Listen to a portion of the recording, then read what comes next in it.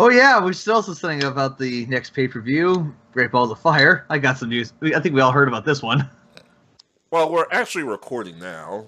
Oh, I was actually going to make a little joke about the Great Balls of Fire logo looking like the original Great Balls of Fire logo, looking like a pretty much. yeah. That should be our new theme song, though. What? Ching chong, hiya! Well, you just sung it. Welcome to Hastly Kayfabed Recap, everyone. Welcome to the show and where we have no fucking idea what we're doing anymore. Alright, so 2 pieces of news. The first one I kind of revealed on Will's stream, but because our friend Will is going to E3 this weekend, one, he's not here, and two, to lessen the pressure of stuff he has to do, we're going to push Reed's punishment back for a couple of weeks so that Will can finish his E3 stuff and then help him with that. And I already had the videos. I just need to find out the time he's open, and then we can just go straight to it, because... oh, this is going to be painful. I'm actually going to be doing like 2 a day just to get it done within a week. Yeah, the second thing, I was going to start it this week, but Will's not here. I don't feel right doing this. From now on, every episode will be live off my Twitch channel and then upload to YouTube. So every episode's going to be live. Ching chong, hiya! Including John, which is probably going to get my Twitch account a couple of strikes. But anyway. Oh, Wheel Girl is going to so love you, and this is going to be our nightmare. Hello, little virgins. We're not live this week. This is actually our last purely taped week. God damn it. Know what a vagina is? Do we have any news other than the fact off the top of my head that the Tardy boys are on break so that Matt could, because Rebby's due to give birth any minute? Yeah, because Matt's going to give birth. Is that what you're trying to say? It's 1:30 in the morning, and I have to iron a shirt in a couple hours. Give me some slack. I got something here that we could talk about. It's Reed. One more thing. Will was going to use his topic this week, but we're going to give him to him next week. All right, now go ahead. How to suck a mean dick? I don't know. He didn't even tell me. He just said it's going to be an interesting discussion topic. But anyway. What happened was... talk about more Ronaldo and how he's a victim of society. I have no clue. You didn't even tell me. Well, apparently, let's just say WWE got into a bit of trouble about the name Great Balls of Fire recently. Apparently, they never actually did get the proper copyrights. Yep, they never got the proper paperwork done, so WWE kind of got a little bit of trouble with the guy. And it was funny to read the whole thing. I forgot whose lawyer it was. That was either Jim Ross or someone actually said that their lawyer, who also does the for Jerry shit, I keep forgetting the guy's name, but Jerry Lewis, was it? Yeah, Jerry Lewis, and it was actually it's Lawler. And he said that his lawyer, who also covers Jerry Lewis, actually called him to say, "Could you get me in contact with someone at WWE so I can actually talk about the use of Great Balls of Fire and using the song?" And they're like, "Oh, well then, okay." This is kind of an interesting whole thing to happen, and apparently they got it to work. But even still, the fact that they used the name and the song before even getting his permission. Why? Well, someone's getting fired. And of course, looking at the logo again. The original commercial I had for this week was going to be this week's Episde Hastly Kayfabed Recap is brought to you by Big Ballers. Sorry. By big. See, I can't even remember. Big Baller Brand. Actually, I was about to say Big Dog's Porn. Now with his newest film, Great Balls of Fire. Wait, why does that look like the WWE Great Balls of? Oh, that was going to be the commercial, but I'm like, it's a little too tasteless even for this place. Porn rules.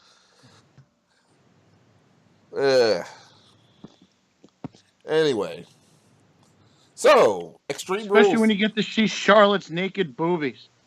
Extreme Rules happened. That's the best Which, way. by the way, if you guys want a picture, want her pictures, I've got them. Are you guys ready to review this show? Yes, I am. I'd like to go first, if I may.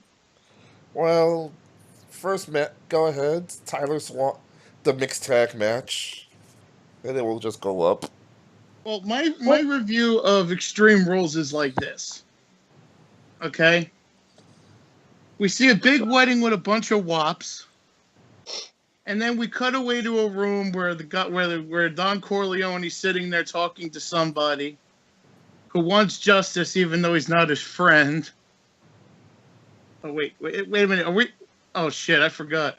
We went to see Godfather rather than watch that stupid pay-per-view. And you know something? It was better. When I actually got to watch the pay-per-view, I'm glad we decided to skip it and go to see Godfather. You know what? I don't blame you. I'm sorry, kid. The only good match on that show was the tag title match. Yeah, I don't want to agree with Vince Russo on anything, especially since we're about to rip him in about 30 minutes. But yeah, that was the best match on the show. Yeah, and also I'm just looking through all this, and here's the funny thing about the time that they had for their first match. The first match, and let's just not even talk about the pre-show. I'm just going through the matches I have on the title card here. So I think the first match was the mixed tag, wasn't it? Or was no, it the first one was The Miz and Dean Ambrose. That match, which we all knew was going to happen. We all called it. Sorry about that. But here's the funny part: it lasted 20 minutes. It didn't feel like it. Yeah, it felt like 20 years.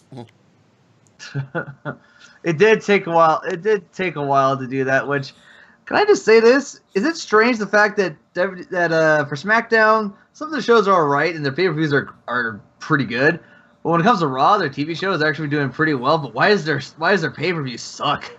Hey, let's go through this. Let's go through the results real quick because I don't think none of these matches are worth a long discussion about. Rich Swann and Sasha Banks defeated the Walking Injury and Noam Dar. And the one no one wants to see anymore. Like, once again, despite our best prayers, and this is nothing against Neville, but once again, he still remains king of the cruiserweights, defeating Austin Aries yet again. Well, it's actually come out that the reason that Neville won is because Aries is taking some time off to heal. Oh. Yes, that did come out today. That the reason that he did announce that he's taking time off to recover from his nagging injuries. I'm sure he's probably even something from his eye sockets. Probably just, probably throbbing enough that's probably giving him some kind of like timing of his moves off. Early, if I'm not mistaken, he came back pretty early from that fucking injury. Yeah, really. He did. I think he probably should have stayed a little bit longer, but at this point, for what he's done, I think it's probably a good move just to have him out for a while. Back by SummerSlam, we'll see what happens. And plus, if all else fails, Raw could use a new commentator to replace Booker T until Otunga gets back. Otunga's there. He just that's if he ever does come back. He was on the pre-show. But they're saying that that the office is so impressed with the job that Booker T is doing and the chemistry between him and Corey Graves that Otunga might not come back. Oh damn! I'd rather have that because when you have something that works like Booker and Corey Graves, like, why break something? I think what's not broken. Yeah, really. They finally got some chemistry together. Why break it up?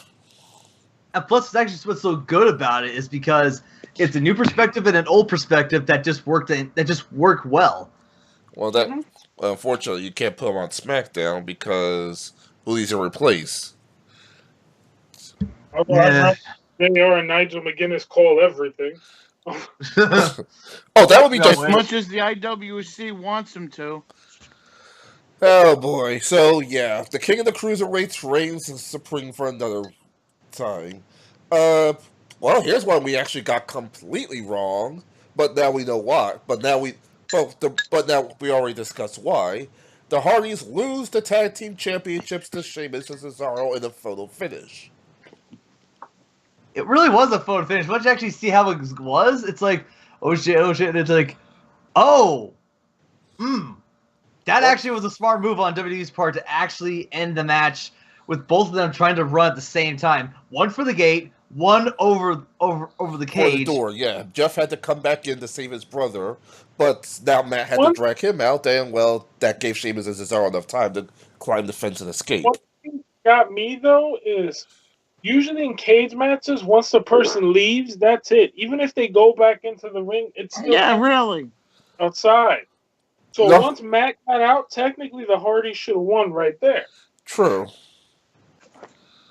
But booking doesn't know how to do a damn thing. Well, as our co-host would say in this case, never trust creative. Yeah. Also, they did actually tell the rules before the match that said both of them have to be out of the ring. No, but you don't understand what I'm saying. Back in the older days of cage matches, if one guy got out, even if he went back in, it would still count that he was out there. Yeah, old school tag team cage matches. Once the feet of both members of the team touch the floor, regardless of what happens afterwards, the match is over. You get what we're saying, Reed? Yeah, I do. Alright. But yeah, this was essentially the best match of the night, and it's nothing against the Hardys, Sheamus, and Cesaro. It was actually a good match. It was just, well, the rest was, well, there. Yeah. For example, the women's title match. The worst segment in the history of Raw. Mercifully, that feud has been brought to a close. Yeah, but so is Bayley's push, and that wasn't brought to a close. That was slammed to a screeching halt. They officially killed off Bayley. Unfortunately, have funny part about that. I know that we're talking about the Raw segment, but we're jumping a little bit ahead. But in Raw, even Kurt Angle said you had that was the worst segment I ever saw last week. Yeah. Yeah. So at least they admit to it. Well, here's a funny thing. Well, in normal matches like this, and Luke could correct me because he's a little more of an aficionado with this, when you have the cinnamon roll babyface put in an extreme situation that he or she isn't used to, the idea is building up to the point where they're forced to go extreme. They finally hop over that fence, make that extreme move, and either the babyface wins or the heel pulls some shenanigans for win. This match was just a one-sided beating in favor of Alexa Bliss. Yeah, and it only went 5 minutes. At one point, Bayley did get the kendo stick, but was too trigger shy to use it. Because she's too babyface. That's the problem. She's too babyface that even John Cena, for all people to see him as this big babyface, even he uses weapons. So right. Bayley, don't be afraid of the kendo stick or like anything. I said, Bayley's supposed to be the cinnamon roll babyface, but they made her too much of a cinnamon roll. Yeah, they put too much cream. They put too much icing on it. I'd like to ice Bayley. I thought you were about to follow up Reed's cream slip. Reed's cream slip. I stopped myself like, don't say it. I stopped myself there just in time, to be honest. So yeah, that was the worst women's title match in probably the year at least so far. Yeah, in recent memory for this year at least. We already talked about Dean Ambrose versus The Miz, where surprise, The Miz was pulling shenanigans and still wanted to start skull crushing finale, which was just icing on the cake. Plus, because the referee was going to DQ Ambrose anyway. Yeah, I mean, we all saw it coming, but and for the main event, well, it wasn't as bad as we thought. I'm sure this wasn't the.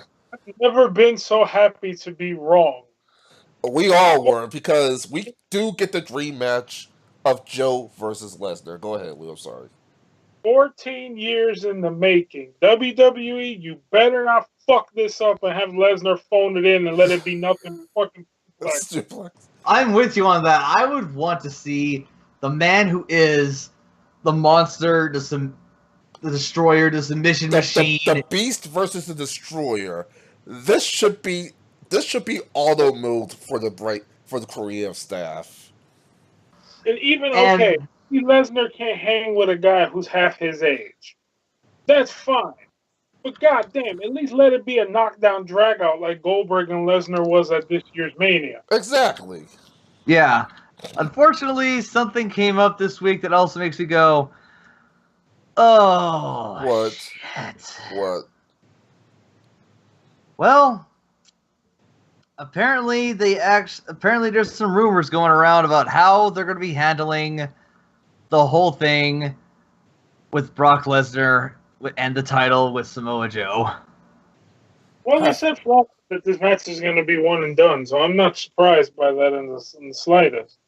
They're going to have almost all five people that were on that match basically face Brock Lesnar until he basically holds that whole thing until WrestleMania or something like that.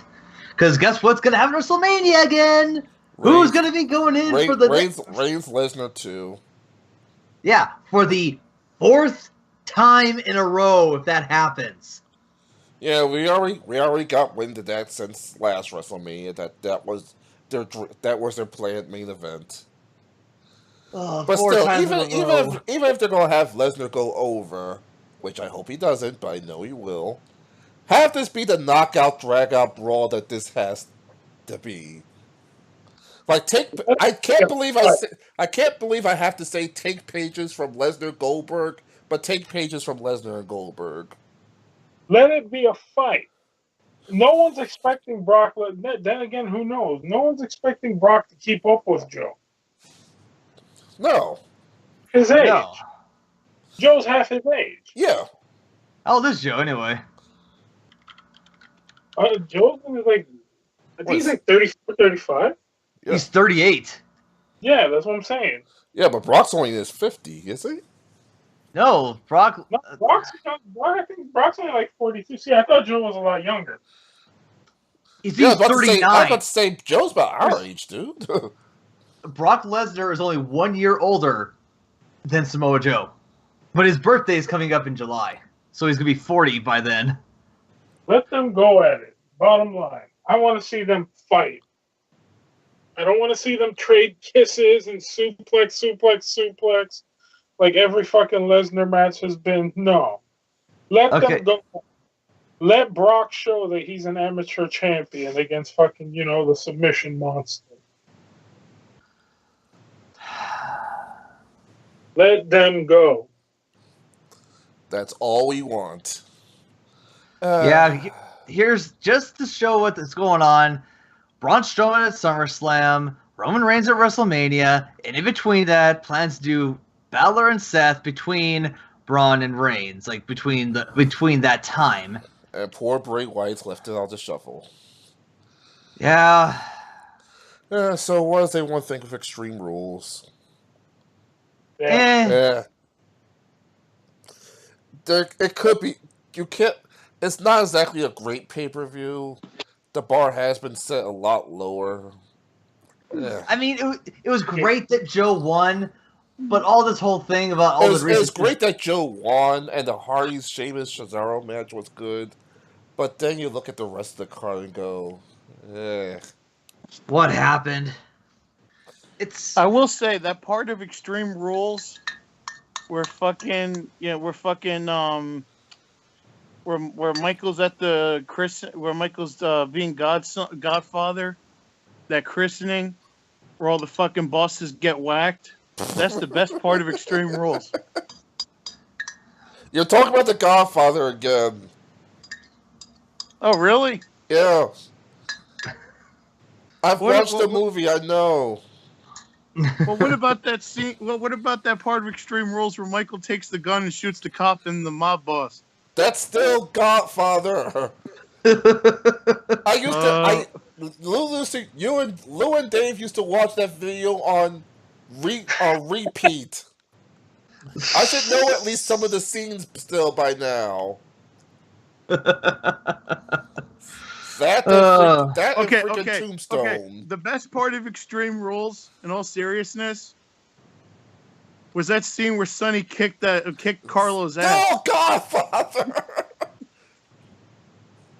That was the best part of the whole evening, where Sonny kicked that Carlo's ass on the fucking big screen.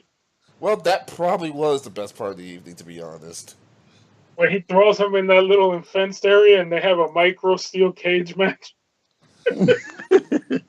Still better than that Bailey Bliss match. Good God. That match was literally like, all right, we blew it with the segment. Let's just get this over with. That's literally what that was. Well, that's what the whole show was. That's what the whole show was. It was holding pattern the pay-per-view. With the exception of the title change and Joe becoming #1 contender.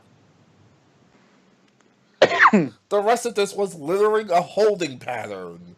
It is, and that's what sucks. This Extreme Rules should be a big thing to where at least you see some kind of new thing, or for something that's for like the baby faces to trying to get out of the holding pattern. Nope, not. I will say what the worst part of Extreme Rules was. The whole pay-per-view saved the tag title match? And the absolute worst part of Extreme Rules is that they had a fucking Intercontinental title match with the stipulation that if you get disqualified, you lose the title. What in the hell? Any other pay-per-view, that kind of would have been fine. Except Extreme Rules. You know, where the WWE goes extreme. And by the way, I hate to admit it, but you know what's actually better than Extreme Rules? That beautiful Tournament of Death match the night before with Nick Gage and Matt Tremont. Oh, you watched that? I commentated on it. Give me a second to go through the SmackDown Raw real quick. Alexa Bliss. Yeah, I commentated on it. I should get that video and put it up on the channel. I probably will later on.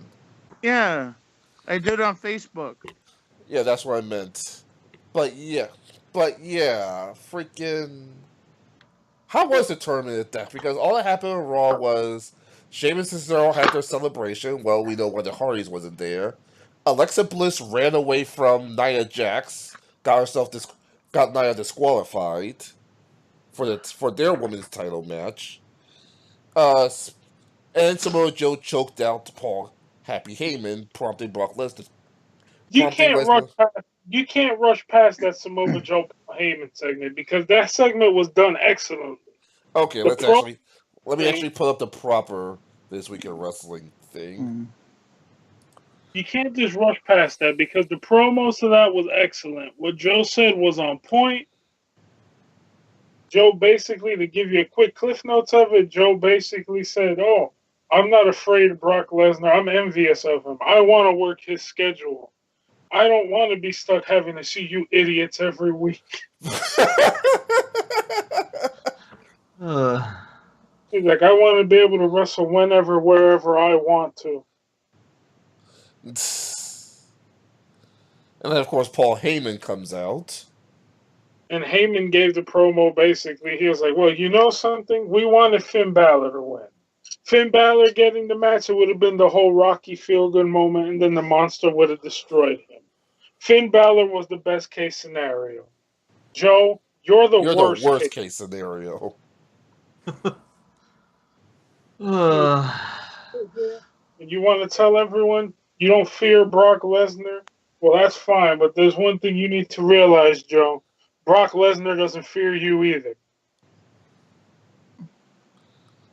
And so which Joe smiled and simply gave he pulled Happy Heyman aside and basically told him, he goes, "Oh, don't worry. I'm going to choke you out. And I want you to tell your client exactly what it feels like to be locked in this hole." And then the Walrus got choked out in the Coquina Clutch. And he was just so calm about it. It's like, listen, I'm going to choke you out, and it's going to hurt. But I want you to send this to let your client know exactly what's happening. Because describe him every inch of pain. Yep.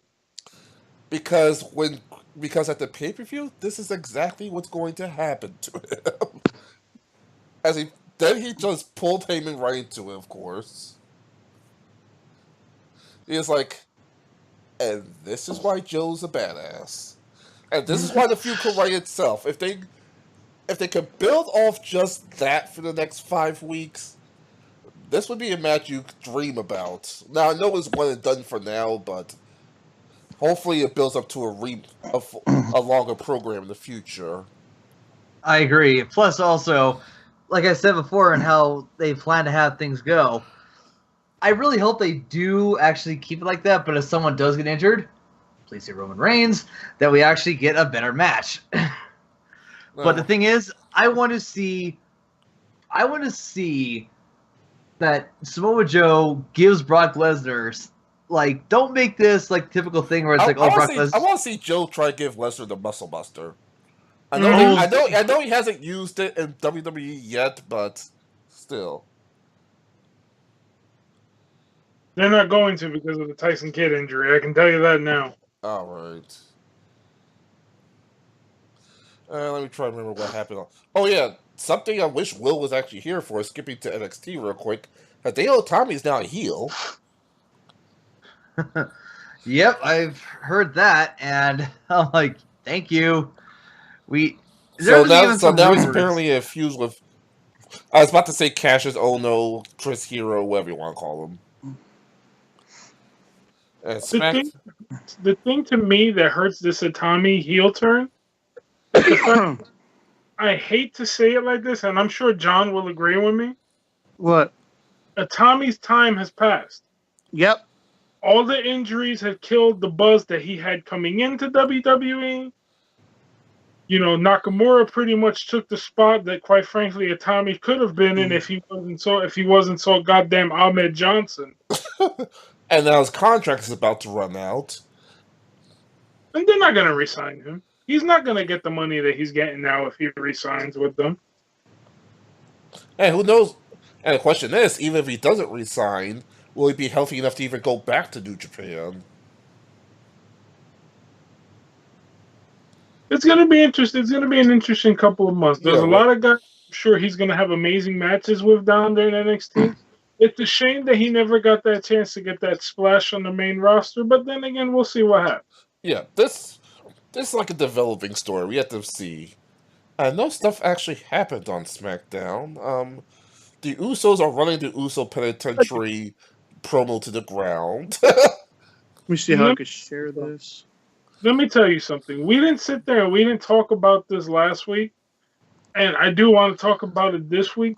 AJ Styles and Dolph Ziggler tore the fucking house down 2 weeks in a row on SmackDown. Oh, yeah. God damn it. You have two of the best workers in the world today. And while John's slowly dying, yeah. Exactly. No, I'm trying to fucking get back to where I was. Oh, I'm sorry. But yeah, exactly that. AJ Styles, son of a bitch. AJ Styles, what can you say about 2016 that wasn't the year of AJ Styles? And then we always know how reliable Dolph Ziggler is. So you put them in a match together. It literally wrote itself. House down, yeah. They tore it up out there. Fucking both matches were great. And this is and just to give you the bar that these great matches are on, it's nothing against the main event of last night of this Tuesday, which was Nakamura versus Kevin Owens, which was also a great match. But it was a great match, and then you had AJ versus Ziggler. Yeah. Yeah, this iOS 11 beta sucks sometimes. Buggy as fuck. You're using Apple. I feel so sorry for you. Well, right now it's more that I'm kind of stuck with it. Oh. Beta for 11. Yep. He's on the beta team for fucking 11. So oh, okay. Why. So yeah, it's going to suck. What else? Lana actually made her debut. No one cared. Yeah, but now she's trying to proposition herself for a women's title match. Like Yeah, I said, which granted they did also show off what the new actually what their briefcase is gonna look like. Thank you, it's not pink. Thank you for that. It's white. It's a smaller briefcase, but I think that's all right. Baron Corbin attacked Sami Zayn, and then the worst war is wet. I said it once. I'll say it again. Baron Corbin's winning Money in the Bank. He is the dark horse at this match, and I won't be surprised if he rides it all the way to the finish line. I'm telling you, Corbin's gonna win Money in the Bank. Hell, it helped make. Say what you will about the Money in the Bank briefcase, but it helped make Edge. Mm-hmm. Who else it helped? It helped make Ziggler a world champion. Rob Van Dam finally got his first and only WWE Championship run with the Money in the Bank briefcase. Yeah, and that went up in smoke with him and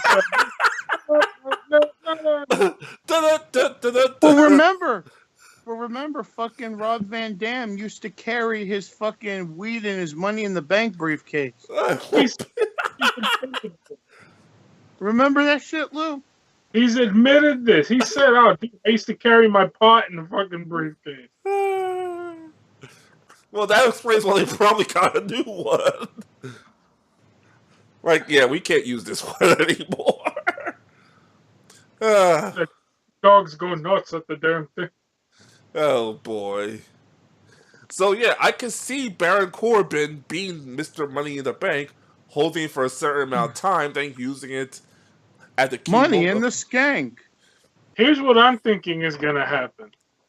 Do I have to pull up the booking toilet? It's gonna be a small booking toilet segment. You want to bring it, so be it.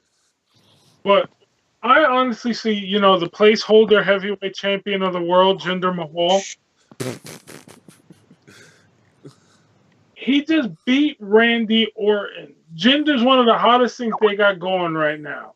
And what do they do with the new WWE champion?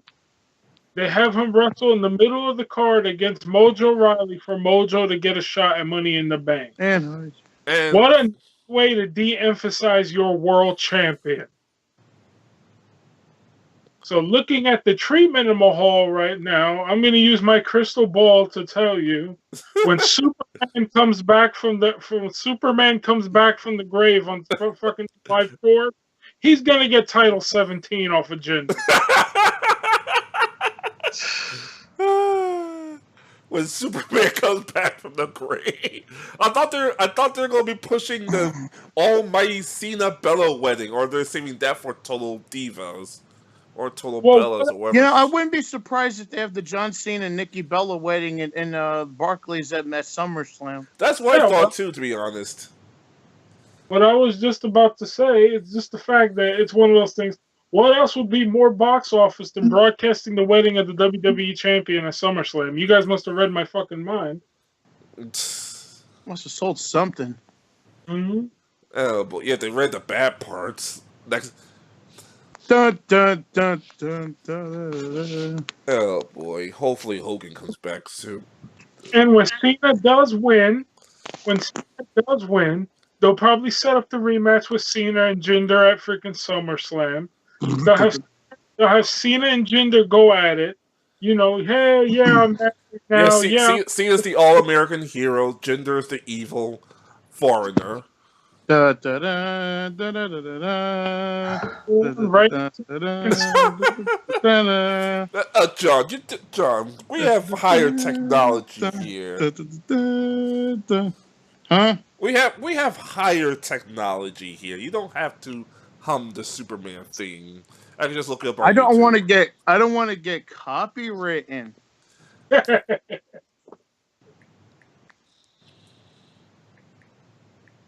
But I see happening after all this, they'll have the wedding at SummerSlam. Cena will successfully defend the belt against Jinder again, further pushing Jinder into the grave. Corbin's going to cash in on an exhausted Cena and leave SummerSlam with the belt. That'd be a good way to screw over the wedding. Nikki, I love you, bitch. I mean, my dear darling Oh, wife. speaking of Cena, he did have a mini interview where he was talking about how far his rival's willing to go. And I think Cena said something along the lines of, hey, I'll let them go as far as they want, but if they can't propel off of a feud with me, then I don't know what's wrong with them. Or something to that extent. I haven't... It was hours when I read. It was like 12 hours after I listened to this, so I don't know what is actually... I can't remember he said word for word. By the way, did we cover Mrs. Rusev making her return? Yeah, we kind of just glossed over it. And Yeah, you know, I just found something out. What? What? Apparently, that spot was supposed to be given to Eva Marie. Yeah, I saw that. I read. I was like, what? Yeah, there is a wrestling god then. Yeah. Yeah. So all we can say is this. Thank you. Thank you for doing that. I honestly think they're gonna put the belt on her because she's a former dancer in Hollywood movies. She's got connections. They're probably gonna exploit her media wise. Like they did with Mojo Rawling. I would say more Miz. Go ahead. By the way, the Captain Underpants movie is up on fucking Exodus. It just got added. Is it like a camera stream or an actual? I haven't checked it out yet. I just went to the just added and it was on there. Talking about illegal activity on the air. Legal. Anyway, I'm not killing myself playing another 4-minute song to replace something. So screw that. The YouTube editor in-house editor YouTube can suck my balls. The YouTube in-house editor sucks. In the words of New Jack, YouTube, you could kiss the nasty part of my ass. You do realize we're still uploading the episodes of YouTube. We're just doing a live version on Twitch, right? The only good thing YouTube ever did was get that fucking What Culture crap off the air. Like I said, rid of that shithole promotion. Like I said, we're still uploading to YouTube. We're just doing the live thing on Twitch. Yeah. So let's just hope Twitch doesn't try to kill us. Twitch is a bunch of fucking virgins. We're not on Twitch yet. You can save that for next week. So they'll probably want to listen to old episodes. They'll probably say, "Man, that guy Lewis, he sounds rugged and sexy." So apparently, guy, those are the people that you don't want masturbating over you. I remember what I said. Lewis doesn't like men. You can touch yourself to John and Reed all you want. They'd really appreciate it. Not me. I'll kill you. So apparently we have a little war between our friend Vince Russo and the collective right now of Jim Cornette, Eric Bischoff, Michael P.S. Hayes, and even Paul Heyman. Okay. Jesus, I'm going to watch this movie for free. Independence Day resurgence. That's a definition of dude. I wouldn't even watch that for free. Independence Day was something that was part of its time. I don't understand why WWE cannot call their July pay-per-view Independence Day. That is pretty damn cool. I don't. Interesting. Yeah, but what'll be the hook? Again, what's the hook of Great Balls of Fire? Hello? John Cena winning the belt from Jinder My Balls? You get Great Balls of Fire for messing around with Cena's wife. Yeah, really. I fear the day Johnny Jr. is born. When he's going to make all the freaking... Nah, I'm not going to go there. No, I'll tell you exactly what's going to happen when Johnny Jr. is born. If that bitch can even conceive in that wasteland she calls a vagina, I'll tell you what's going to happen. As soon as he comes out of the womb, he's going to pin the world champion and win his first title at 2 hours. So he'll be King Maxwell as the youngest active participant in a wrestling match. Yeah, he's going to come out and give the doctor the attitude adjustment. It's apple juice. So we had other things to talk about. You want to talk about Vince Russo? Yeah, let's talk about this because this is hilarious. Okay. Just remember, nobody likes the Jews. So All a right. couple weeks. So I might play a couple of his clips on air, but off my phone. I had a video by. Well, let me explain from the beginning. A couple of weeks ago was the Table for 3 episode, the long-awaited one, since it was the second highest thing of the network that week, between Eric Bischoff, Jim Cornette, and Michael Hayes. Now, Cornette and Bischoff didn't exactly have positive friendship, but they got along over one thing: their equal dislike for Vince Russo, which has been both documented before this episode even came out. The Archbishop of Talentbury. Exactly. They even called him the Archbishop of Talentbury on the Table for 3 episode. And the funny thing is, WWE will put a picture of Vince Russo every time they poke at him.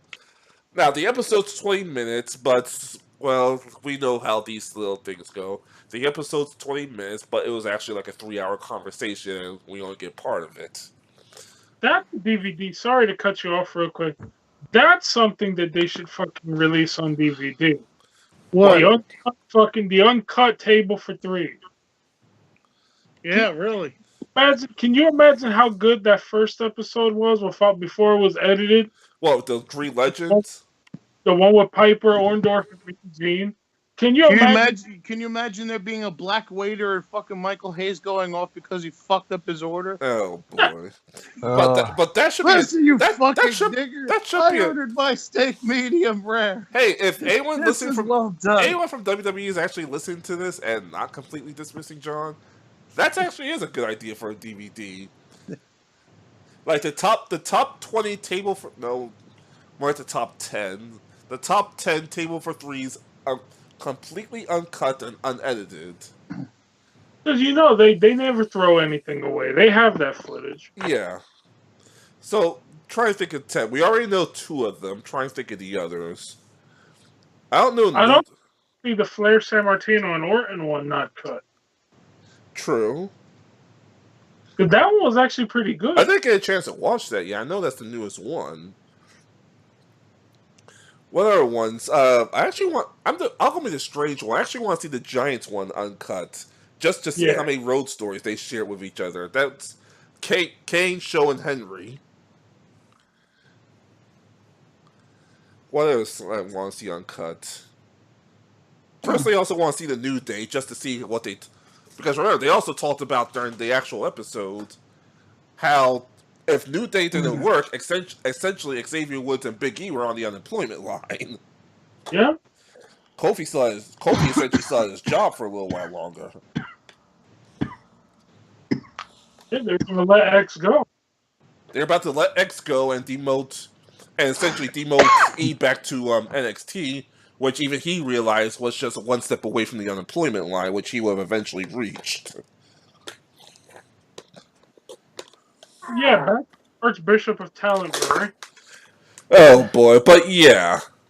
Let's just say Vince Russo wasn't so happy about that, and made a couple of remarks both on Twitter and on his own podcast about how he's jealous and they're angry at him because he took their jobs. And the latest episode, which is the reason I don't have the actual audio fully up and ready, though I'm see what I can do with my phone in a couple of minutes, is he... By the way, if you want it to be more authentic, listen to it while you're on the shitter. Actually, I did. It's the appropriate smells and the appropriate environment to listen to Vince Russo. Let me see. Hopefully it's still tabbed on my phone. Which I doubt. Especially when you flush the toilet, that's exactly when he stops talking. But yeah, he basically said in no unexcusable terms that he is a better creative person than pretty much all 4 gentlemen combined. He pretty much said, "Oh, well, Bischoff was a great man. Bischoff. Cornette was a great manager, but his booking style was old and antiquated. Bischoff was a great businessman, but once he got the NWO, he ran it to the ground, and he was one of the reasons WCW went under. And by the by, this is related. Fucking, I was watching. I don't know what made me watch. I think it was in my fucking Facebook feed about when Jim Ross went nuts on it. But I was watching like a clip from an old episode of Live Wire. Yeah. Fucking Vince Russo looks a lot like Dante from fucking Clerks back in the fucking day. Dante? Lewis knows what I'm talking about. Yeah. Oops. But fucking, I remember that fucking shit was funny. If you've never seen it, it's when Jim Ross goes nuts because all these retards are calling in near the end of the show. And Jim Cornette just loses it. Not Cornette. Fucking Jim Ross just loses his shit. There was one where Cornette went off on them, too. Yeah. Oh, damn. He's like, when you call in, you got to be prepared. We're live. Oh, yeah, I remember That's hearing the that. episode, after the New Year in '97, after that fucking Starrcade match. We basically blasted Hogan and Piper. Oh, Yeah. boy. Here's the new generation. We don't want people their age wrestling here. Oh, boy. So while I pull this up... But yeah, let me continue. Before I actually pull this up. He also goes like, oh, Michael Hayes was a great wrestler, but look at WWE after 2002 since he took over as part of creative. Exactly. Or something to that extent. And Because then, you got... Say about what I got to say about that? what's Shawn that? Michaels, Undertaker. Shawn Michaels, Undertaker, WrestleMania 25. Eat a dick. Nothing you write will ever come as close to the build-up and the delivery of that match. But he still has one more, and that's to our friend Happy Heyman. Now, I forgot exactly what he said positive about Heyman, but one of the negatives he said was there was no memorable feuds. And this is why I'm actually trying to look up the podcast to make sure that make sure I don't misquote the man. But he said there was no notable feuds in ECW. Tommy Dreamer and Yeah, go ahead. Oh, yeah, no, you go ahead. That's what I'm saying. Go ahead, man. Tell him. Tommy and Raven is one of the most iconic feuds. So many stars were made. So many people were put on the map because of the feud between those two. The feud with with Raven and the Sandman over his family. Jesus Christ, the buildup of Taz, where you took some short little fat Italian guy and you made him look goddamn unstoppable. The Taz Sabu feud. The entire roster versus fucking Bill Alfonso feud. Not to mention Raven versus Sandman. That's what I said. Okay, now I have it on my phone. Fucking Tommy Dreamer versus Jerry I'll Lawler. mute for a second. But yeah, they didn't do anything, right? Mm-hmm. ECW was a bunch of jabronis. See, Vince Russo must have gotten confused with CZW. Now, this is actually a 30 minutes. I think I just started part way, so excuse why it sounds weird. So here we go. Sit here and let people bury me. Like I said, man, I'm more than happy, and I have open arms to talk to these people face to face. They don't have the balls to come on here. So what do I have to do?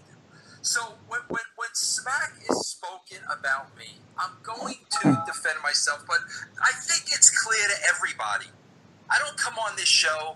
I don't bury Jim Cornette. I don't bury Eric Bischoff. I don't bury Paul Heyman. I don't bury Michael Hayes. I don't say anything about these guys. But when they're going to start throwing freaking barbs, I'm not going to sit here and take the high road. You know why, Jeff? Because I've tried taking the high road, and obviously that doesn't work. these people don't freaking go away. So you want to talk smack, bro? We'll talk smack. I can talk smack just as good as you. The latest claim is Paul Heyman made the comment, bro, that in 2002, 15 freaking years ago. Now keep in mind, he's never said this before. But I guess it's like, let's jump on the Vince Russo bandwagon now. 15 years ago, when Vince McMahon had already hired me to be in charge of SmackDown and in charge of Raw, and the only one I would have been under was Stephanie McMahon. Now keep in mind, Jeff, I had been to Vince's house 2 or 3 times. Nobody knew it.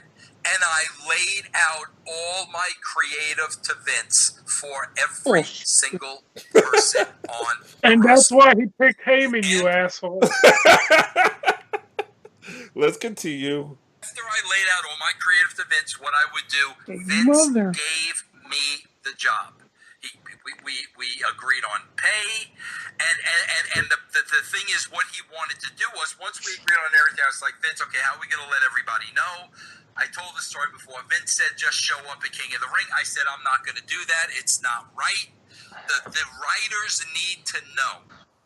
I'm not just going to show up at TV.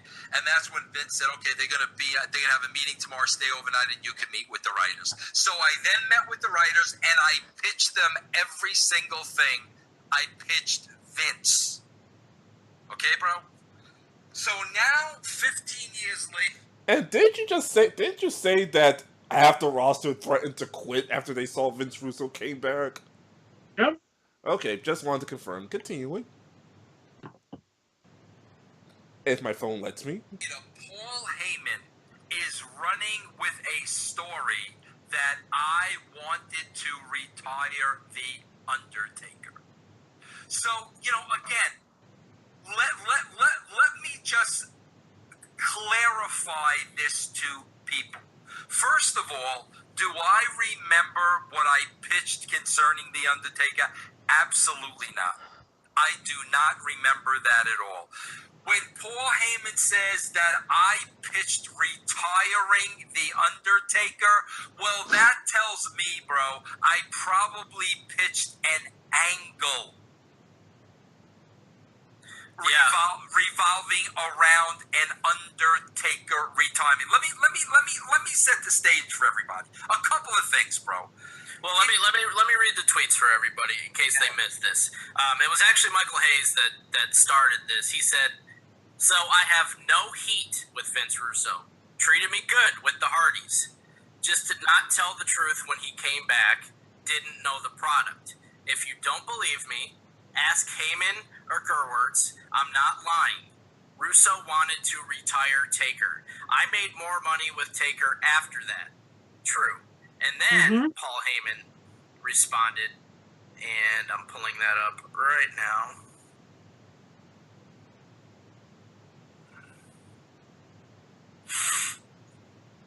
Anyway, he said I could vouch for that or something. Okay, you know what? Listen.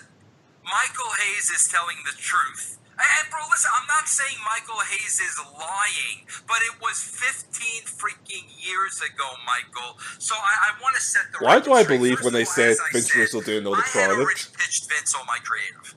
So whatever story I had for The Undertaker, I had already pitched Vince. After I pitched all my creative to Vince, he hired me. Okay? Now, I was not watching the product at the time. Michael Hayes is 100% correct. In 2002, bro. How many job interviews do you know which you walk up to balls and say, "I don't pay attention to the product, please hire me"? You know what? It just says to me that it's like, I don't care. You hired me to do this. I do. Do I have to keep up and everything? No. I'm only Shut I'm only the person that's writing a show. I don't have to actually know what the story was before I got hired. What's going on? By the All I way, knew he what the said numbers bro were. at least 30 times. Say again? He has said bro at least 30 times in the And this is only 4 minutes. We still have like another 20 to go. That's That's all I knew. And I think at that time, I don't know if they had already botched the WCW angle. At this point, if you want to kill a friend, just have them listen to that to the part we're watching to. And every time Vince Russo says, bro, take a shot. I already know, bro. Did they already botch it at that point? Yes, they did botch it. It was the year prior. And yeah, Heyman said, I'll confirm this. True. Okay, that was here's his what way. people have to understand. First of all, I already laid out all the creative to Vince. Everything I had, everything that I laid out to all those guys, and Vince hired me. That's number one. Number two, The Undertaker was 37 years old in 2002. 37. Nowhere near retirement. So could I have pitched an angle around an Undertaker retirement? Yes, I could have pitched an angle. At 37 years old, my idea, I promise you, was not to retire the Undertaker. And here's the most important thing, Michael, and for everybody else listening to this show. A writer doesn't decide to retire an Undertaker. Do you freaking understand that? I don't decide. I don't go to Vince. I think The Undertaker started with the company, bro, in like maybe 91. 91, was it, bro? Yeah, 90 or 91. Okay, 91, Undertaker started with the company. I don't go to Vince in 2002 and tell Vince I want to retire the Undertaker. Do you know how asinine that is, bro? It doesn't even make any freaking sense. And like I said, bro, neither does any of your booking. Say again. Neither does any of his fucking books. I might have to recant my game idea. You might be You just might be safer playing an actual alcohol version of Red Dragon Inn. At least you'll live a little longer. Yeah. This is how many times he says "bro" already. I'm like, no, you're gonna die. Like I said, this is a quick way to get your friend to commit suicide without actually telling him to. Continuing. Only 37 freaking years old. So I'm sure I pitched a freaking angle around that. But that's what I mean about these freaking guys, bro. 15 freaking years ago. Michael Hayes knows that a writer doesn't retire a freaking wrestler. A wrestler decides, just like I'm sure Taker did. When his last match was, I'm sure Taker decided that at WrestleMania. To think that Vince Russo is going to go to Vince McMahon and say, hey, Vince, at 37 years old, I'm going to write a storyline to retire the other. I mean, come on, bro. And, you know, bro, let me tell you the problem with these four guys. I'm going to lay it out to you real simply, bro, because here's why I'm having an issue with these four guys. When you look at Paul Heyman, when you look at Michael Hayes, when you look at Jim Cornette, when you look at Eric Bischoff, all four of these guys, bro, they are all out of the same mold. Okay, bro? They are lifers, bro. All they wanted to do their entire lives was be in the wrestling business. Every single one of these guys, bro, they all started really young. That's all they wanted to do was be in the wrestling business. Bro, when you want to be in the wrestling business your whole life and you've been around as long as they have, bro, I'm sorry, bro. A lot of the wrestling business is a con. A lot of it is corny. A lot of it is carnival, especially if you've been in it forever. And he wonders why no one in the wrestling business likes him. Just saying. And you're inside that bubble, and you've never left the bubble, bro. That's how these people, all four of those guys are all out of the same mold. Here I come, bro. I get hired by the WWE, bro. I think I'm 33, 34 years old. It wasn't my dream to get into professional wrestling. It was a job. I needed a job at the time. That's how I got in. Bro, I already had other jobs. I already worked for CBS. I already owned my own freaking business. I already had a wife and a family, bro. So I was an outsider that came into the wrestling business. I did not spend my entire life in this business. I did not become a con man. I did not become a carnival barker. I did not become a used car salesman. I had already worked other places, bro. And when I got into WWE, it was a job for me. Here's the problem these guys have with me. Bro, for whatever reason, none of them want to sit there and give Vince Russo any credit for anything. Now, bro, let's really look at all four of these guys. Okay, bro? And I've said this many times. Jim Cornette and Dutch Mantel were the two brightest, quickest wits that I ever worked with. Bro, nobody's got a mind like Jim Cornette. Nobody can cut a promo like Jim Cornette. The guy is so, on his feet. Like, bro, that's a gift. That's a gift, bro. The gift of gab and the promos the guy can cut. That is a gift, bro. One of the, bro, you could put him in the top 3 managers of all time. Okay, that's how good he was. Okay, now, bro, once his managerial career was over, I worked with him on the creative side. And the problem with Jim, and people that know him will tell you the same thing, he's very set in his ways. He's very set that wrestling should be a certain way. And that way, bro, is really 1970 Memphis style. So when it was me, Vince, and Cornette writing the TV, and me and Vince were going towards the Attitude Era, and Cornette was pitching all this 70s stuff, guys coming out of boxes, and this, that, and the other thing, Vince was going in another direction. Okay, bro? So Vince chose me. Jim Cornette did not have the ability, bro, to change with the times. When we went to WCW, to TNA, it was the same exact thing, bro. He would not change with the times. He was not easy to work with because he was very set in his ways. So on one hand, I could say, bro, one of the greatest managers of all time, a great wrestling mind. On the other hand, the truth is, bro, when it came to creative, you didn't want to change with the freaking times. Okay, so I was chosen over you a couple of times, Jim. It's nothing I did, bro. I didn't stab you in the back. I didn't screw you. Okay, I was thinking along the lines of how Vince was thinking of that time, what Dixie Carter wanted to do with her company at that time. It's that simple. Okay, bro? And now Dixie Carter's no longer in charge of that company. There's a reason why. Remember, folks, pause this for a second. Remember, folks, when they brought that fucking piece of shit back into TNA, Spike TV told her, if you bring Vince Russo back, we are canceling your show. So she had to pay him hiddenly, and the company ended up finding out, and there you go. Moving on. All the time, I suck at business, bro.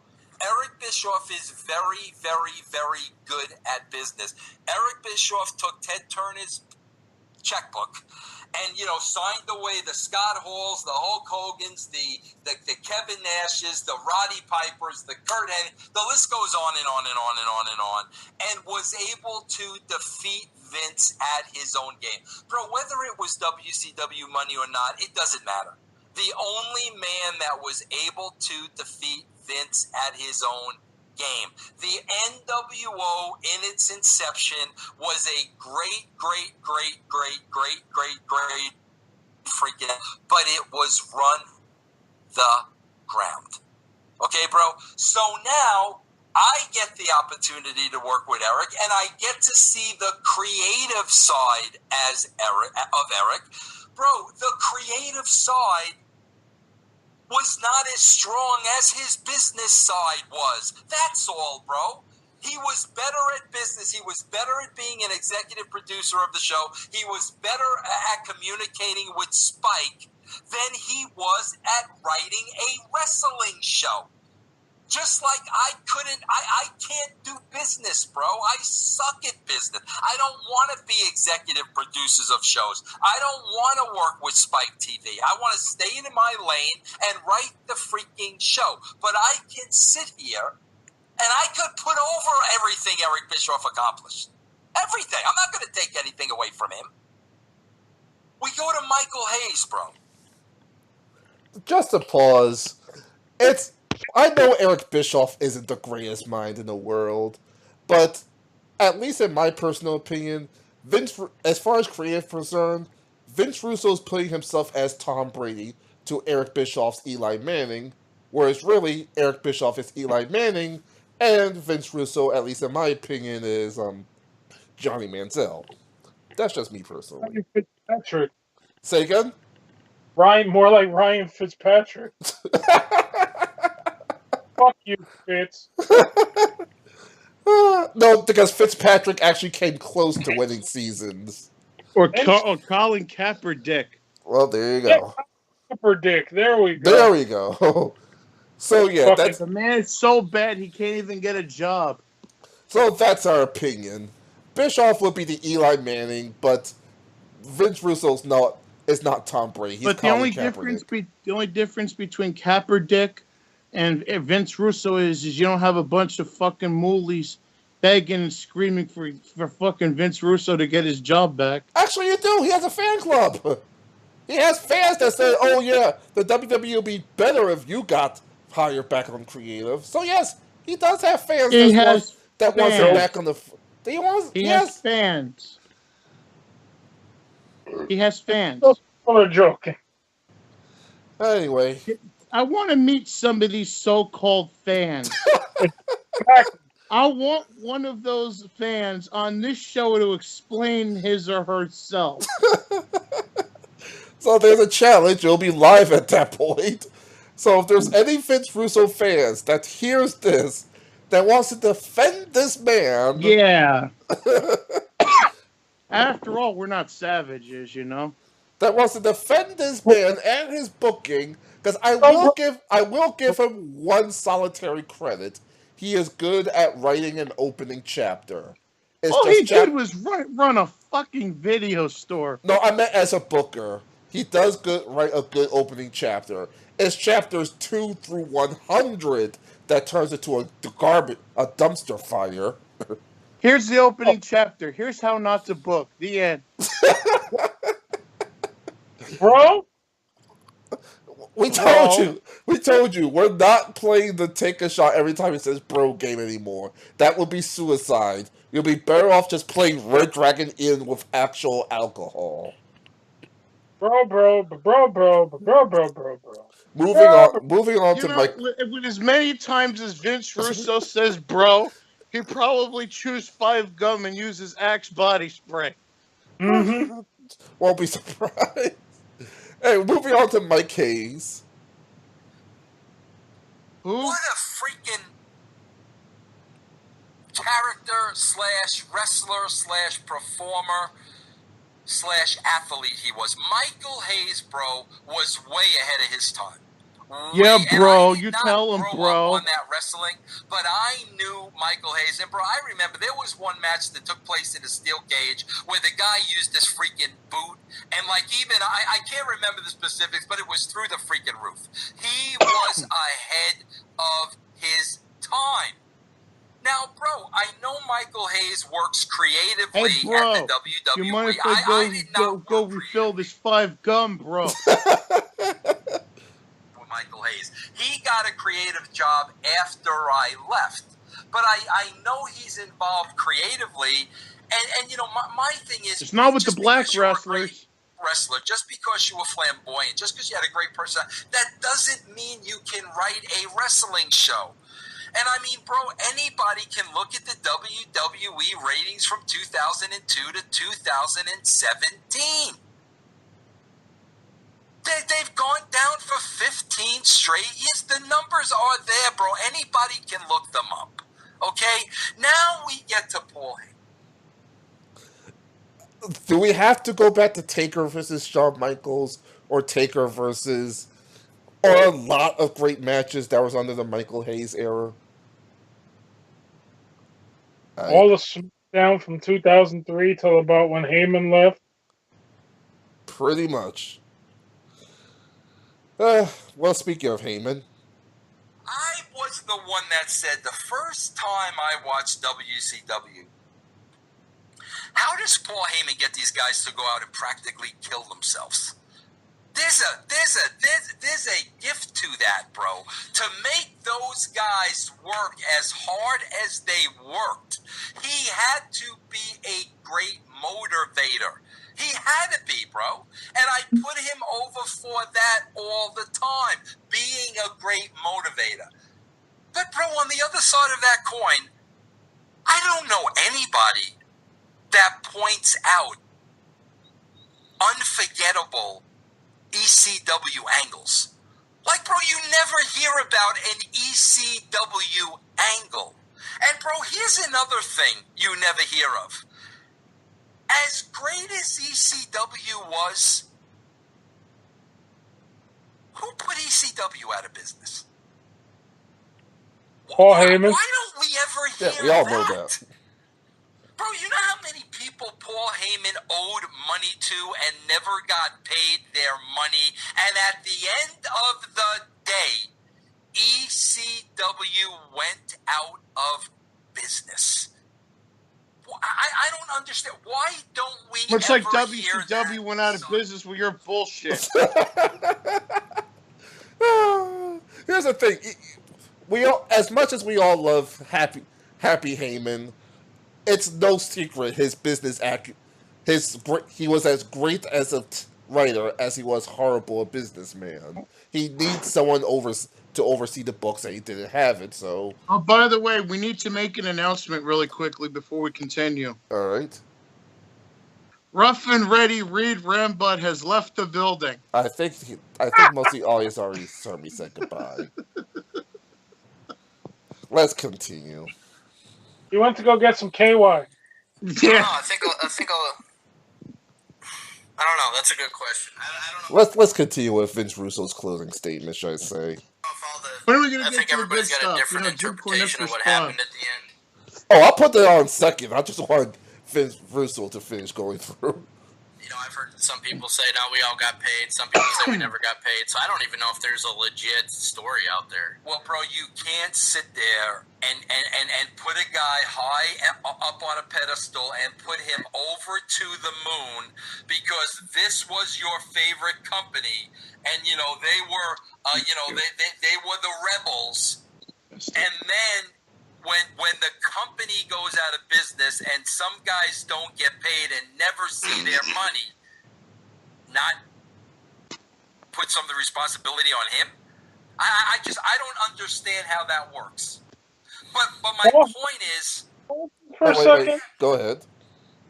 Heyman has sat here for years and basically said that he's taking full responsibility for this. Yeah, Heyman was straight up telling you that he's fucked up. Yeah. So he's a dick. Yeah. problem putting them over for what they did. I have no problem in the world. But at the end of the day, Vince Russo was the head writer when the WWE did the best ratings they ever did. It's that Wait, simple, can you bro. stop the tape a minute? Go ahead. Did I just hear that right? Yes, you did. That he said bitch Russo? Yeah, you're damn right, he is. I thought You got that right? I thought you were questioning about how he was the writer where WWE did the best ratings. I heard him say bitch Russo, and yeah, he is a bitch. And I've never taken away from the talent, but that's what they don't understand either, bro. The job was even harder when I was writing for such great talent because they expected freaking perfection, bro. I couldn't go to Austin with crap. I couldn't go to Rock with crap. I couldn't go to Shawn with crap. I couldn't go to Hunter with crap. But yet, with my track record, none of the four will put me over, and all they want to do is look for reasons to bury me without any facts, without any case. I swear to God, it reminded me the other day, like Eric Bischoff made the comment, I'm a pathological liar. Bro, the most broadest comment you can possibly make. So I asked a simple question. Okay, Eric, if you're going to publicly call me a pathological liar, what is it that I'm lying about? Am I lying that when I was the head writer of the WWE, they didn't get their highest ratings? Am I lying that when I was the head writer of TNA, they didn't do 2 million people? Like, what if you're going to call me a pathological liar? What am I lying about? It reminded me, Jeff, this past week, this Kathy Griffin does a news conference. Based You're lying on the about Trump how much you actually did in WWF. And how He doesn't fucking realize. He sits there. I take credit for everything in the WWF. It's Vince McMahon that should get the credit because he took one of your good ideas out of 99 shit ideas and decided to run with it. And he said, like, oh, I can't go to Austin or Triple H or The Rock with crap. Yeah, he did, actually. I wonder how many times he actually did go up to him with crap. They told him to go shove it. Does the crucifixion ring a bell? No. Look at Owen Hart. Oh. Hart, oh yeah, we want to do an affair angle with you and freaking with you and Deborah, and that's what led to Owen Hart dying. Yeah, buddy, you fucking helped kill Owen. Call me, I don't give a shit. I totally agree with Roddy Piper about that. You killed my cousin. And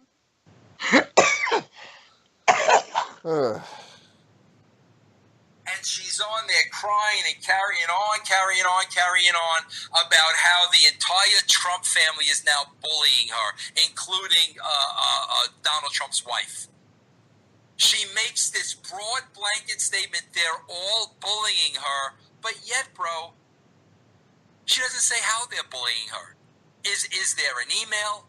Is there a voicemail? Is there a document? What is there, Kathy, that they're bullying you? What do you have to show me?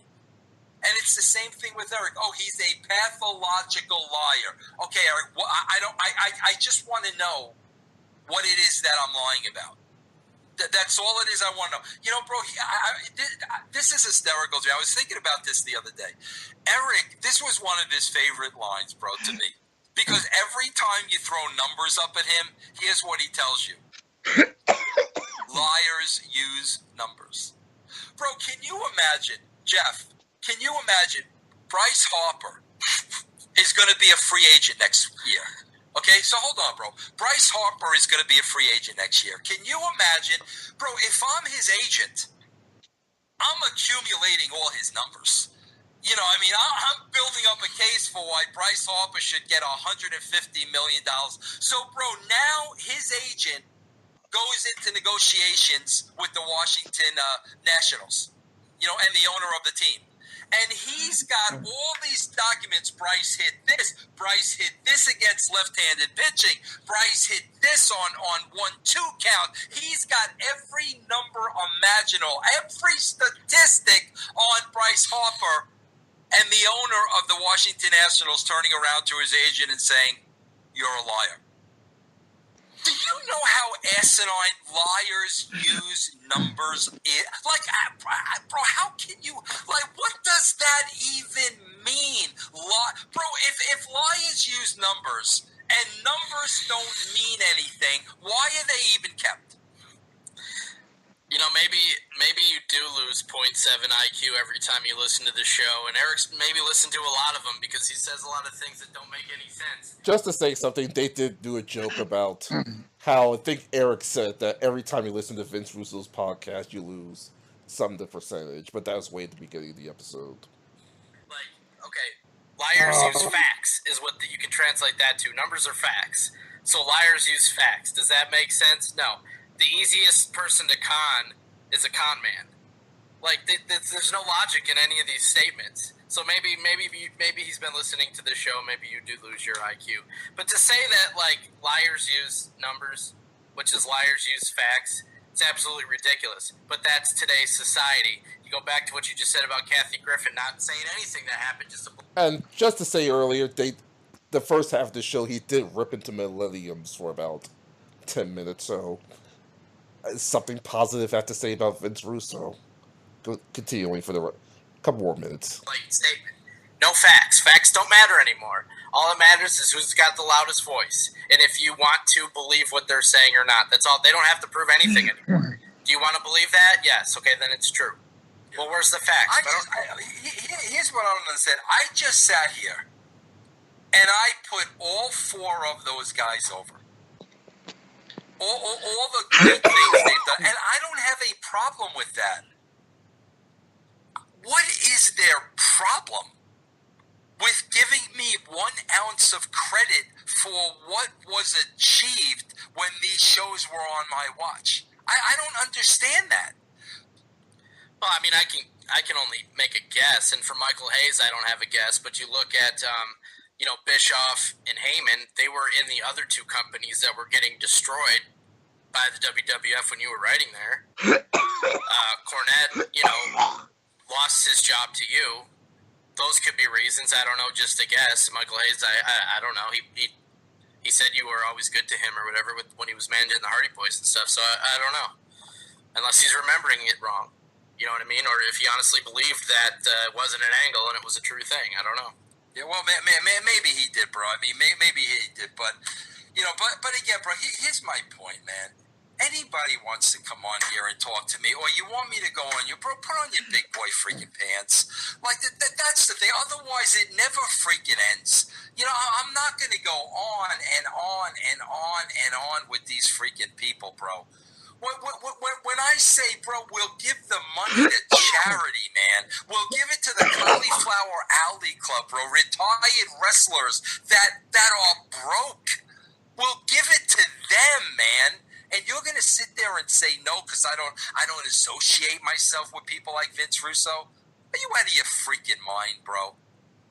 Well, I mean, that should tell you something. This is the guy who was not afraid to go after Vince McMahon. He went after him. He talked trash about him after Vince, but he's scared to confront you. So that should tell you the facts are not in his favor. If he was telling the truth, Remember, if you're playing the I spilled some Red Bull on my fishing tea, bro. That's how you can tell he's a fucking douchebag.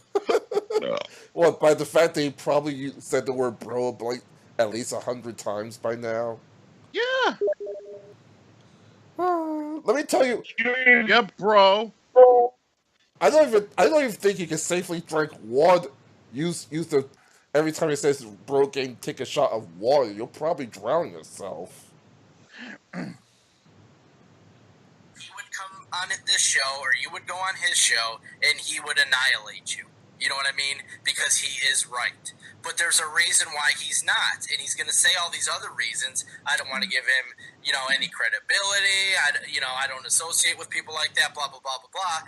But you're constantly burying this guy on Twitter over and in interviews over and over and over. So nobody would give up the opportunity to bury you to your face and make you look stupid in front of everybody, because he's doing it all the time on Twitter and interviews. So he's associating himself with you, just not talking to you. So the logic doesn't make sense there. You know what I mean? That just shows the facts are not on his side. It's so depressing to me the way things are today. Like, bro, if I'm gonna sit here and call a man a pathological liar, I better have reasons why I'm gonna call that person a pathological liar. I think we already said some of these reasons. I better have some backup. I better have some facts. I better have some documents. I better have freaking something. I wouldn't sit here and call Jim Cornette a pathological liar, because that's a serious. Okay, let's get to Jimmy's response, because I only want to hear that part so that the next one makes sense. Jimmy's response makes sense contextually. As soon as I pull it back up.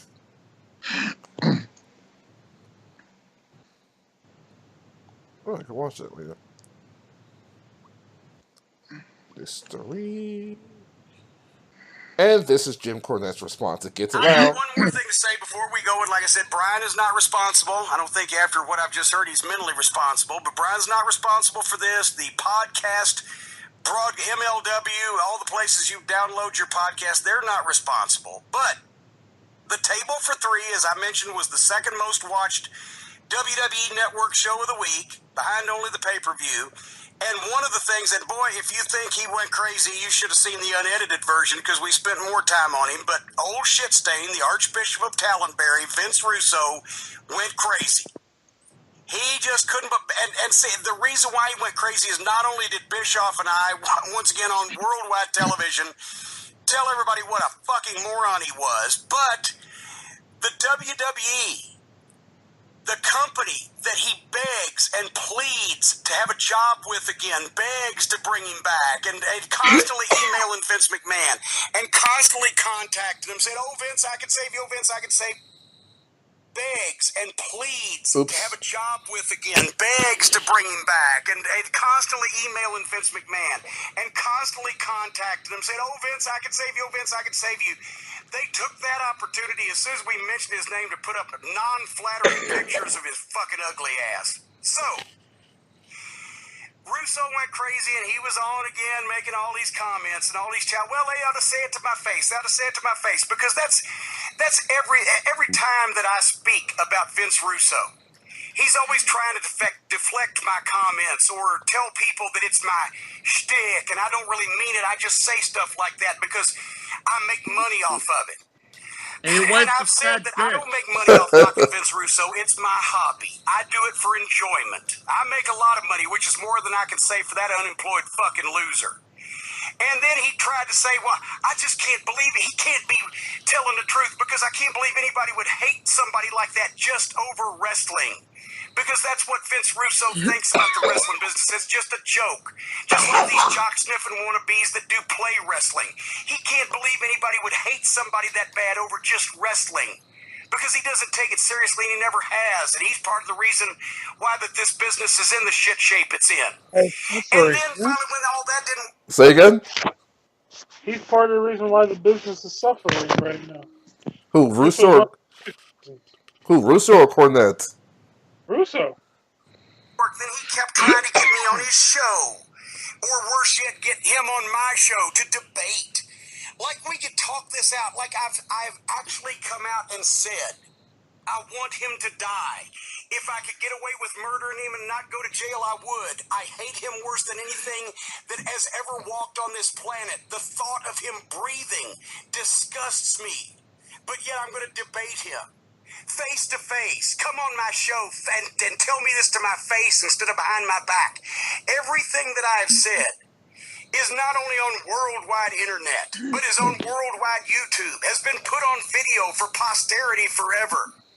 Nothing's been behind his back, but he wants me to come and face him face to face on Skype, on his show, because he's an attention whore. And he's desperate, because he's a failure in life, because he's toxic in this industry, because no reputable promotion will hire him.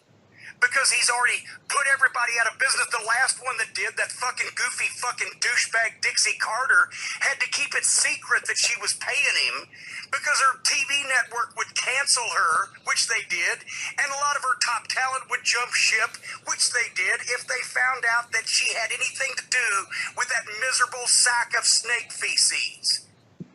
So he wants me to come on his show face to face, and then he said things like, well, I don't have any balls. Cornette doesn't have any balls. Why don't you grow a set? Because you won't say this to me face to face. So here we've got a sad, desperate, unemployed, mentally unstable goof that had to move from Colorado to Evansville, Indiana, where his wife's family is from. That's his wife's hometown. And apparently he lives in his in-laws' basement, I guess. Maybe that's why it strikes such a nerve. When he talks about the internet marks and the website journalists like Dave Meltzer and Mike Johnson that live in their parents' basement, or maybe it's because they're not only the ones that accuse him of being a liar and a fraud, but they prove it time and time again. But Vince Russo has said, I'm a coward. I'm not a man unless I will say these things to his face. Like we can somehow debate this out and all walk off and be friends into the sunset. Well, he said anytime, anywhere. Well, Vince, I got an offer for you, Vince Russo, and I want all your little stooges to listen real close, and I want them to tell you. I want them to play this for you because I want you to hear it. You say you want to meet me face to face, and you want me to say all these things to you in person instead of behind your back. Well, we ain't going to do it on a podcast. We ain't going to have a debate. Here's the deal. You send me a date and a time and an address. And it doesn't have to be your home address because I know you don't want me to know where you live because you probably do live in your in-laws' basement since you're an unemployed failure and you're toxic and nobody wants to have anything to do with you. And every wrestling promoter, every great wrestling veteran of the last 20 years that's ever drawn any money has nothing but bad things to say about you. Bret Hart said you ought to be hung in a parking lot. I know you don't want me to know where you live, so send me a date and a time and a neutral address, and I'll come to you. You don't have to come to me. You're in Evansville now. It's not that far away. I'll come to you. Because I know you don't have money for gas, Vince, being as you're in such a miserable state and you're living on food stamps. Your wife's probably ready to divorce you because you haven't had a job and been employed in years. So send me a date, a time, and an address. I'll come to you. Make it a public park, maybe somewhere out of the way, somewhere where there won't be too many people to intervene. And you know how to get a hold of me. My email is jimcornette@jimcornette.com, or elsewise you know how to get a hold of Bolin, obviously. He has my phone number. Your best friend and Christian buddy, Terry Taylor, he's got my phone number. I'm not going to be hard for you to contact, Vince. You don't even have to talk to me. You can just leave it on my machine or send me the email. But here's the rules. No cops, no guns, and no knives, and we both come alone. And what happens, happens. Nobody makes a dime off of it. Nobody gets any publicity. He did say, and come alone. And might I add, no fat chicks. Plus, we don't know what Vince Russo's wife looks like, so she could be just as big. I know Stacy, Jim Cornette stole her from SeaWorld. Nobody's ever going to know that it's even going to happen until after it happens when nobody hears from you anymore. And because you're broke and you're unemployed and you probably don't know where your next fucking meal is coming from and you can't provide for your family, and I bet you can't even get your dick hard anymore, Vince, because you can't provide for your family and you don't feel like a man because you're one of those Christian lunatics that thinks Hillary Clinton shouldn't have been president because woman was made from man's rib. So it must really give you erectile dysfunction, you fucking Hold up. Wait a minute. What? Fucking, that's another thing that, look, I hate Hillary Clinton. I make no bones about that fact. Right? But the fact that what fucking Vince Russo said really pissed me off. He basically said that the reason why Hillary Clinton shouldn't win is because woman was made from the rib of man to be his servant, which is bullshit. If he read it right, women were made from the rib of man to be his equal and by his side. Yeah, something to say, Lou? In tandem. Oh, sorry. Fucking Christian cocksucker. Well, you know what they say though. The most judgmental people are the ones you're going to see at church every Sunday. And also the people that don't read the Bible as much. Well, you had something to say, Lou? No. Oh, okay. For your family, and you're a failure, and you're a laughing stock. So, not only will I come to you, not only will I meet you in a neutral location, with no cops, no guns, no knives, just the two of us. But I'm going to have $5,000 in cash with me because I got that, Vince, unlike you.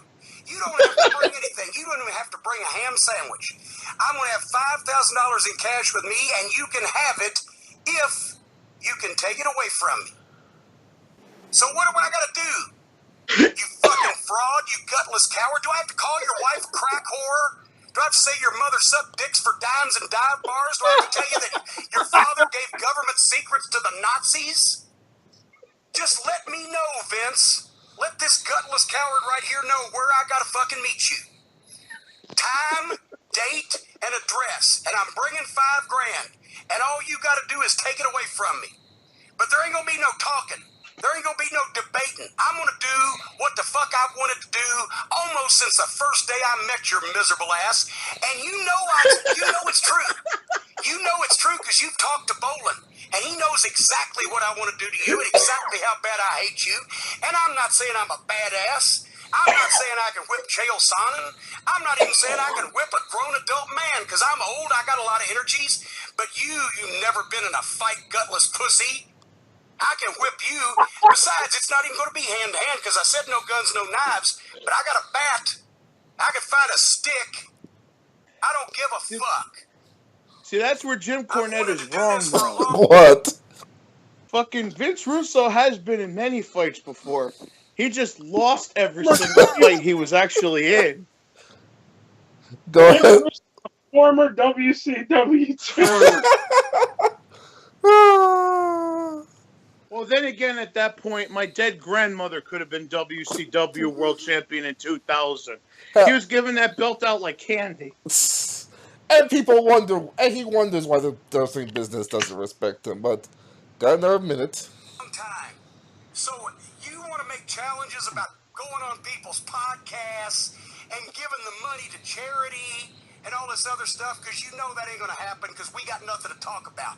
But I'm making you a legitimate offer. I swear on my mother's grave, if you give me a date, a time, and an address, I will meet you there and I will bring $5,000 in cash as long as the rules are no cops, no guns, and no knives. And what happens, happens. And if you don't fucking take me up on that, you piece of shit, then shut your fucking dick licker from now on. Because I'm sick and fucking fed up with you, and everybody else is too. You've been found out. Nobody believes in you anymore. Everybody knows what you're all about. You've stabbed everybody in the back you've ever worked with. You've killed guys' careers with your goofy gimmicks. You've made the wrestling business a fucking joke with your fucking ADD goddamn booking and your Jerry Springer show horse shit. And most of all, you're a piece of fucking shit, and I will prove it. Send me the date, the time, and the place, or shut the fuck up. Oh.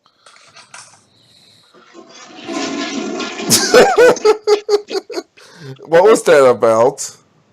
I just had to take a piss, like, really bad. Right Oh, at the end of okay. that. Oh, okay.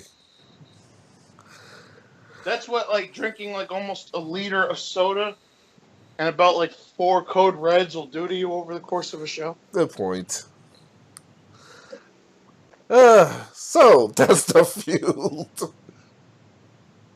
I don't know if Vince responded. He did have some new videos, but I'm not going to bother listening to them right now. Oh, don't worry. Don't worry, because Eric Tapout will... either Eric Tapout or Eric Sims will book that match. That's not Eric Sims especially. I just want to say something for the record. What's that? Vinny Rue does have a bunch of workers who are blinded to him, who actually believe his horse shit and do whatever he wants them to do. So I don't know or care if Jim Cornette's ever going to listen to this. I just want to put this out there right here, right now. If this confrontation is in the tri-state area and you need somebody to watch your back, my cactus shirt will be here in the mail within a couple of days. I can gimmick it up and bring fucking Barbie. Lou, there is some shitty news about that. Remember, the guys basically said the shirt will be in the mail in 2 to 3 weeks. Well, but even if they probably won't get it for another couple weeks yet. I still have my older one. It's a bit beat up and sloppy, but god damn it, I can get out. I can dust off Barbie. I'll be right at your side, Jim, if that fuck card shows up with anybody else. All you gotta do is go to Home Depot and make your own Barbie. Exactly. If that fuck card shows up, try to have a couple of his fucking buddies with him, or whatever the hell the case may be. Jim, I have your back. You just want to see Vince Russo get his ass kicked. Don't we all? Good point. And you know something, brother? No, it's bro. I should make an appearance, brother. Bro. No, I'm talking because since Vince Russo hates things that remind him of Hulk Hogan, bro. Maybe I should show up in the Fuckamania T-shirt. Oh boy. And the Winged Eagle belt. What's he gonna do? We'll ask him. What's he gonna do? Although, to be honest with you, I actually upgraded to the WWE World Heavyweight title. More like a downgrade. So that's the show, bro. I'm sorry the show's short this week, bro. Unless you guys have anything else you want to add. Actually, there's one thing I need to add. What's that? Hold on a second. If I could find it. Okay. Yeah. Okay, remember when last week I did Coontax? Yeah. Well, there was one that I actually missed that actually happened the day after. Oh my God, Ty, wait till you hear this one. It actually needs to be fucking said. Oh dear. So this one is from Caucasian Juju. As I pull into the gas station, I see a nigger pumping gas into its shitbox 90s Caprice. Rattle can painted metallic piss purple something with 20-inch something, looks at me, rims and curb feelers. Didn't those go out of style in the 70s? It had pulled into the pumps in the wrong direction but left the spot open if you were to pull in the correct way. Well, I took the opportunity to inconvenience this nigger. I pulled into the open pump spot. I took my time to clean my windows, then pump my gas. I noticed the nigger go in to pay for its gas and probably steal something. When I was done with pumping, the nigger was coming out and had a blue bottle in one paw and a paper funnel in the other. The blue bottle had an orange cap and a label that read NOS in big letters and energy drink in smaller letters under the NOS. Yes, people, this is going where you think it is because niggers are as dumb as a box of dried yankum. Said nigger puts the paper funnel in his gas tank, and I see it open the blue bottle and begin to pour the NOS energy drink into his gas tank. As it is standing there, I'm staring at it in disbelief. It looks up at me and ooks out, "This here be some good shit for the car. Make it go fast." When I just shook my head, went in to pay for my gas, I told the human of Indian origin what I had seen and said, "Stupid niggers." When I came out, the nigger was in its piece of shit revving the engine, trying to get me to move quicker. So I decided to check my oil and other fuel fluid levels. The nigger started tapping its horn as if that was going to make me move any quicker. The nigger ooked, "Come on, man. I can't back this car up, and I got to be going. I got shit to do." Let's see here. So I finished up checking the fluids, and backed out to let the nigger go since it did not know what the R on its gear shifter means. It took off, and I ended up following it for a while, at a distance and not on purpose, as I was going to the grocery store, and it happened to be going in the same direction. After 5 minutes leaving the gas station, the nigger's car stalled out ahead of me. This pavement, it did pull off into the shoulder. We're on a 4-lane divided country road with a divider meeting its shoulders. It just fucking stopped in the lane it was driving in.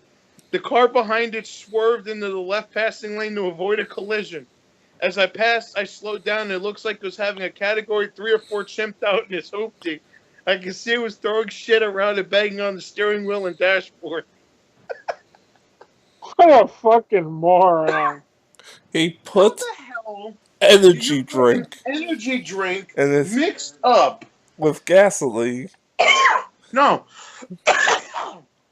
Now, I don't know shit about cars because I don't drive. But what I'm basically guessing that he was going for was he was probably thinking it was an octane booster. Or a fuel injector. Yeah. But it's an energy drink! It even says an energy drink! He obviously can't read.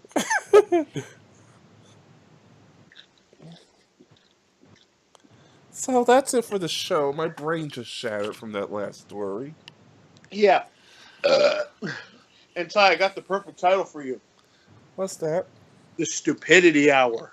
Yeah, that's pretty. Yeah, given that we had to listen to Vince Russo for 30 minutes, that would pretty much do it. And by the way, Will and Reed, you know, they would be here right now, but they're too busy sucking dick. Well, actually, Will's probably too busy going to E3.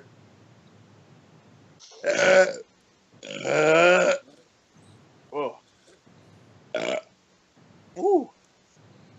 By the way, apparently you can watch the Sky movie channels on Exodus. Yeah. I was waiting for the second half of your joke. I was like, oh, okay, I guess that's it then. Yeah, Good night, everybody. Good night, everybody.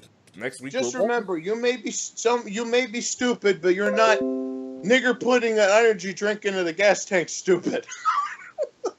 I think that's new levels of stupid I didn't even know existed until today. Shazam! Welcome to the world of tomorrow. Good night, everyone. Till next week. Good night.